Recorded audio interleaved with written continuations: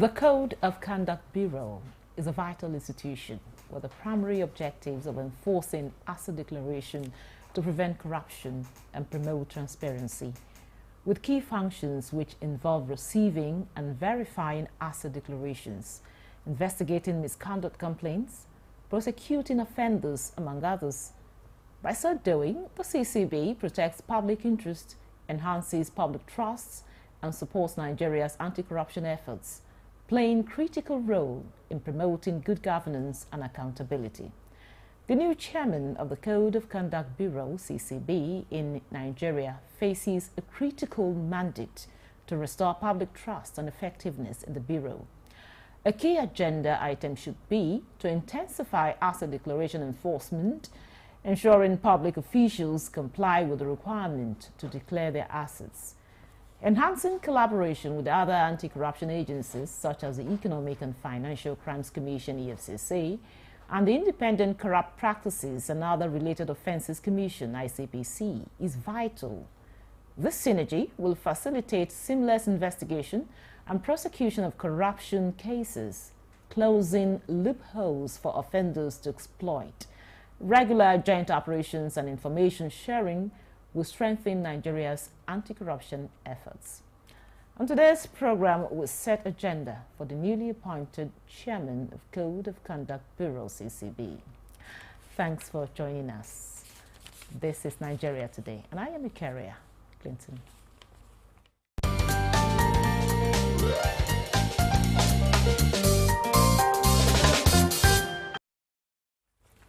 Now, joining us in the studio to discuss set agenda for the new chairman of the CCB is Abdullahi Ibrahim Jallo. He's a lawyer and a public affairs analyst. You're welcome to Nigeria Today. Nigeria, you are welcome. And the general public that watches NTA, we are extending our regards to them.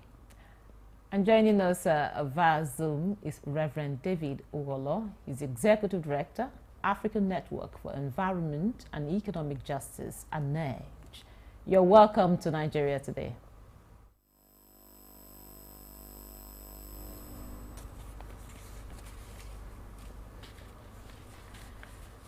Okay, I'll start with you, Ibrahim.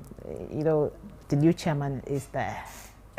We have, of course, the new leadership of the Code of Conduct Bureau. Now, in what areas do you think the new chairman should, give attention as a matter of urgency? Well, Mrs. Korea and the general public, in the first place, the new chairman,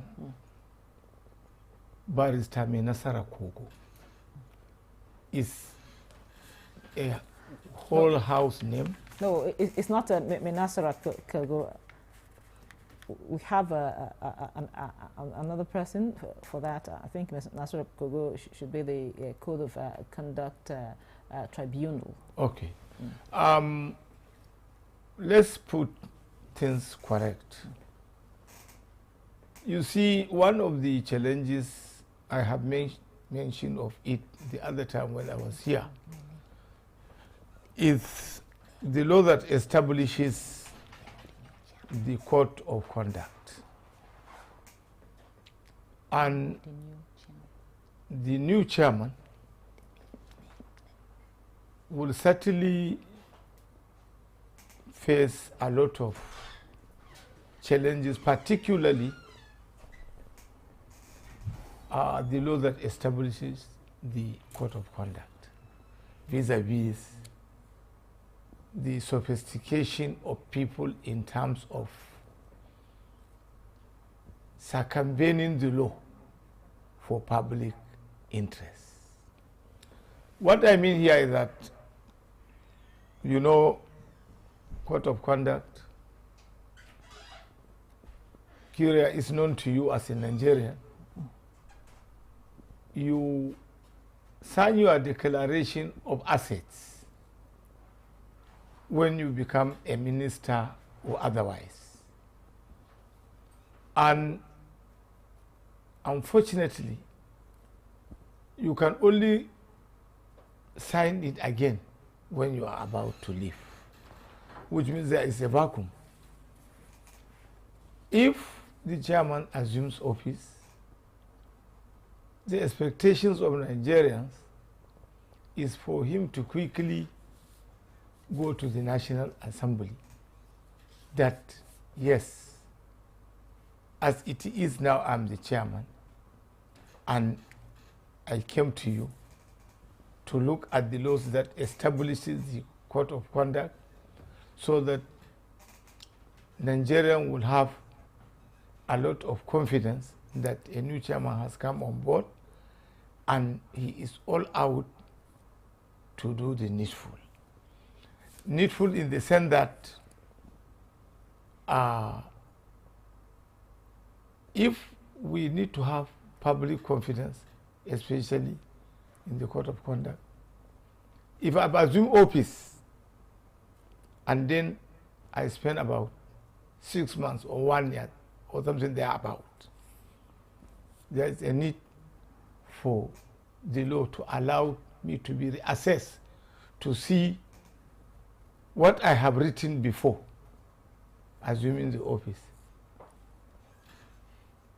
Legally or illegally, have I added another items within the commensurate salary I am collecting, or within the means that the laws allowed me to be what I'm earning. But as it is now, what suffers us a lot in the country, most of important laws that need to be amended, when you take it for amendment or otherwise, it may end up not seeing the day, the light of the day. Now, thank you very much, Ibrahim Jallo. By the way, just for clarification, you know, the new chairman happens to be even your namesake, Abdullahi Usman Bello. That's the name of the new chairman. Well, I have of Conduct Bureau. now, still talking about this thing. Okay, is Reverend David Ugolo with us now?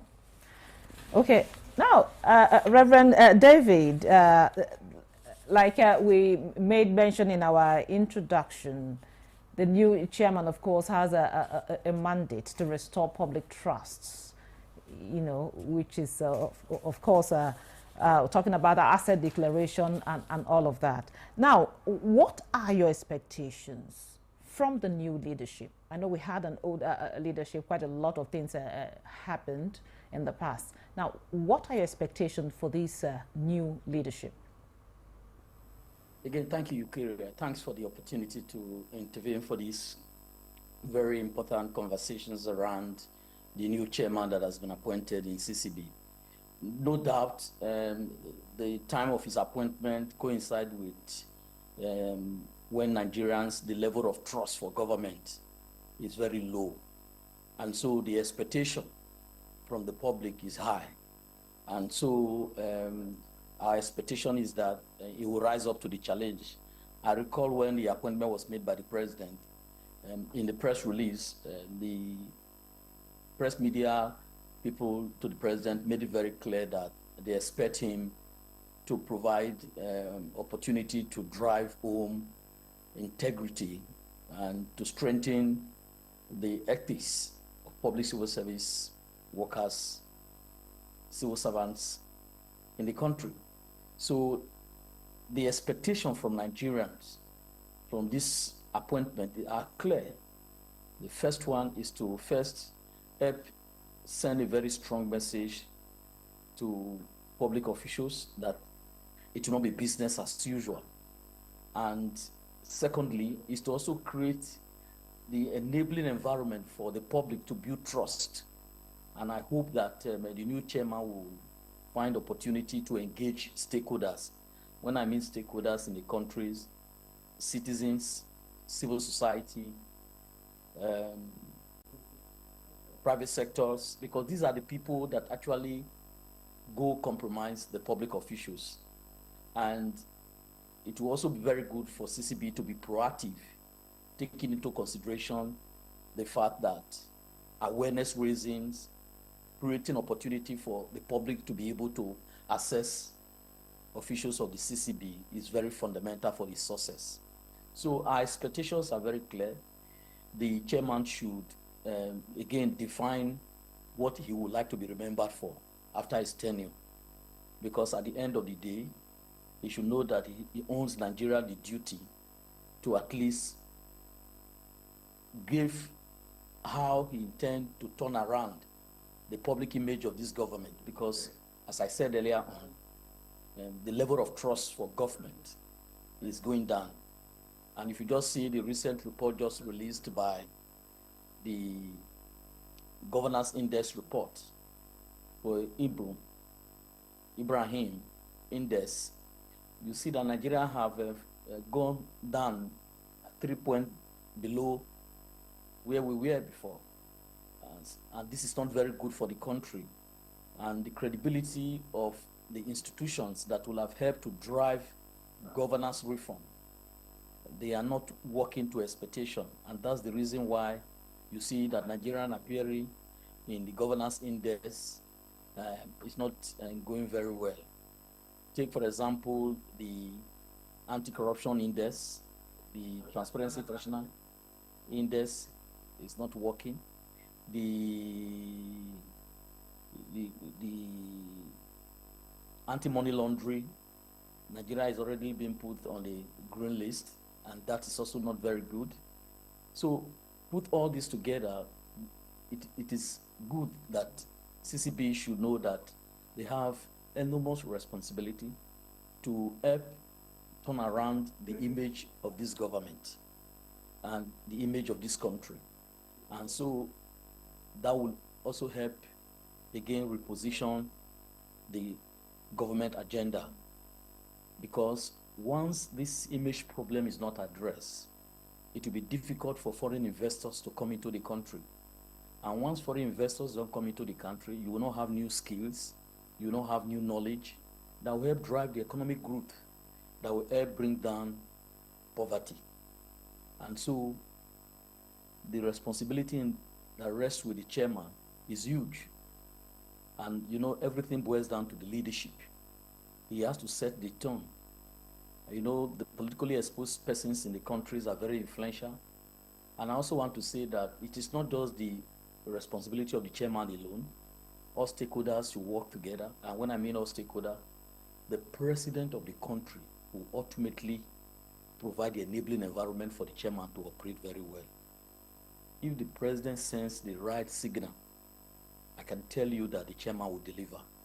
And the public also have responsibility by raising awareness and all that. Okay, thank you very much, Reverend David. Now back to you, Ibrahim Jallo. Reverend David has mentioned quite a lot of issues there, talking about the public image, how to make sure that you know, we try to well. First of all, you talked about public trust, and now the image, to launder the image. Now, in your opinion, I haven't heard quite a lot of it. It's an uphill task for the new chairman. You know, having had quite a lot of issues in the past. You know, bordering around corruption with public officials and all of that. Now, in your view, what strategies do you think the new chairman, you know, should adopt to hold public officers? Because in this case, they are more or less more culpable. What strategies can they adopt to hold public officers, you know, more accountable, and you know, to be transparent, and also for ethical behavior? Well, Kiara, if you look at what has happened during the former chairman, one can vividly said there were a lot of things that were wrong. You don't castigate a leader that has passed due to this forum is not for it. But as a popular saying which says, too wrong will not make a right, we have now got a new person on board. Critically speaking, he will look at what has passed during the former administration, which you know, I know, there were a lot of scandals, top to bottom.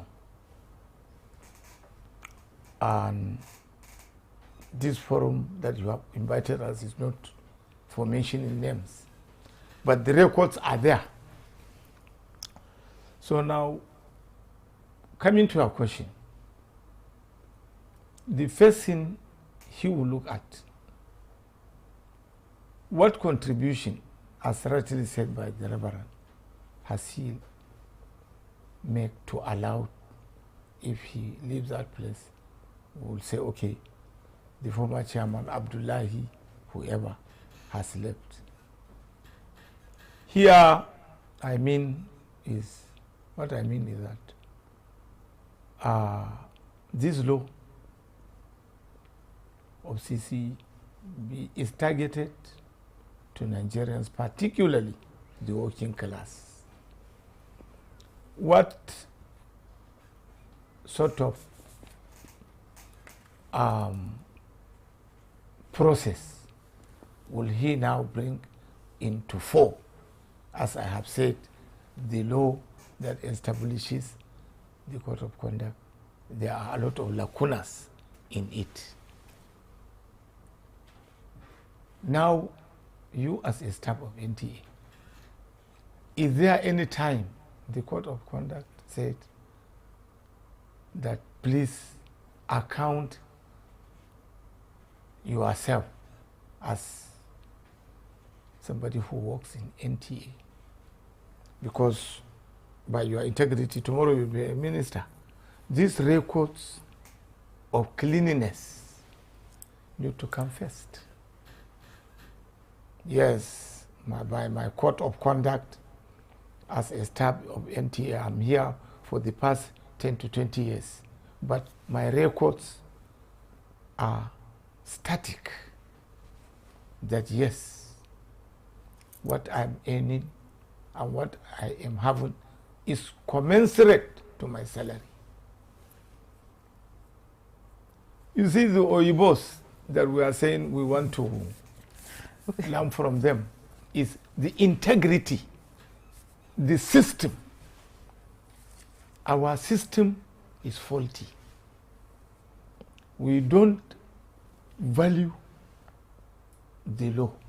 We only have it in the books. Okay, thank you. I'll have to stop you there. Reverend David, Ibrahim raised an issue here talking about integrity.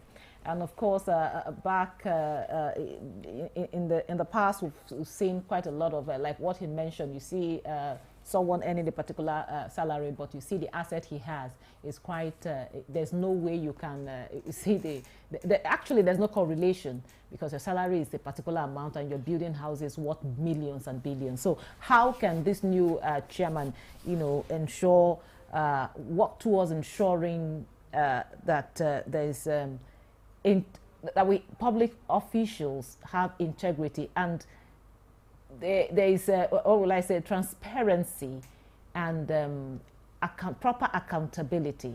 And of course, talking about working with other anti-corruption agencies, what form of collaboration should they have to ensure that corruption is reduced to the barest minimum within the public service? Thank you again. I think this question is very important. Again, it brings to bear again that we need the leadership. That's why I said that if CCB will succeed, it also depends on the political environment. If the current leadership under President Tinubu provides the support, one of the things that have led to the failure of not succeeding with the fight against corruption is lack of coordination among the anti-corruption agency.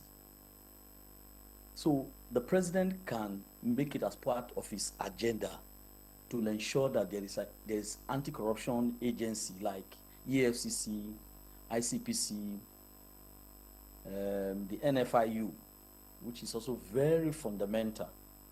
They all work together because one single institution cannot deliver on tackling the problem of corruption. And so there needs to be inter-agency collaboration. And the Minister for Justice have to provide leadership on behalf of the President. And if you look at the laws that are in place today, there is sufficient provisions that could help the anti-corruption agency to keep an eye on public officials. But for example, you talk about asset declaration. It's fundamental for any public officials to declare their assets. But the problem is that, do they follow the rules? That's the problem. And so, but there are provisions within our anti-corruption laws. Law enforcement agencies need to use them, like the ICPC. There is what they call the unexplained wealth. When your wealth that you have, your asset you have, cannot correlate with the income that you have, agency like an ICPC or EFCC can work with CCB to ensure that such a public official is put. But you know, somebody has to bring the information to the public. And whistleblowers need to also be given all the support. So that when you see a public officials, like what has happened in the country, we see that an auditor general has asset that was not commensurate with his income. That becomes a big problem. And so the federal government must provide the support. There must be interagency collaborations among the anti-corruption agency. And then two, whistleblowers need to be protected. We need to put in place an enabling environment for whistleblowers to be saved when they blow the whistle on any public official. And if you look the CCB law that set it up, there is a provisions that made it very clear that public officials are not expected to take bribe or take any gift that will compromise their integrity. But they hardly follow that provisions in the law of CCB that set up CCB. And so the reason why that happened is because of because of weak political support. That's why I said the political will is very fundamental for CCB to succeed. Today, the president make it as that all the anti-corruption agents in the country and government commitment. Okay, thank you very much. It appears we have a little network issue there. And just 30 seconds before we go, Ibrahim Jedlu, what is the role of the public in ensuring that the CCB fulfills its mandate under this new leadership? You see, to bring you home, we have had a policeman that somebody forgot some dollars in Kano, in Kekenape, and the policeman took this money and it was aired, and the person came up and collected back his money, whereby this policeman was promoted. You remember one boy, not quite long, who had that type of attitude. But you see, money is a devil. Our system has not only corrupted the elites, but even a blind man, when you gave him 10 naira, please share it with your person, he will say, no, I was given 2 naira. So there is a need for a lot of sensitization. Thank you very much. Thank you so much. I wish we had more time for you to, give us more on that. But this is where we draw the curtain on today's episode of Nigeria Today. A very big thanks to Abdullahi Ibrahim Jallo, a lawyer and a public affairs analyst. Thank you for your contribution. Well, I am always ready for you to impromptu ask me to come, and thank you so much. Thank you for because I honor NTA, and NTA is for Africa and Nigeria, the world at large. And Vaz, we had Reverend David Uwolo, is Executive Director, African Network for Environment and Economic Justice, ANEJ. Thank you so much for your time and your contribution. Thank you very much.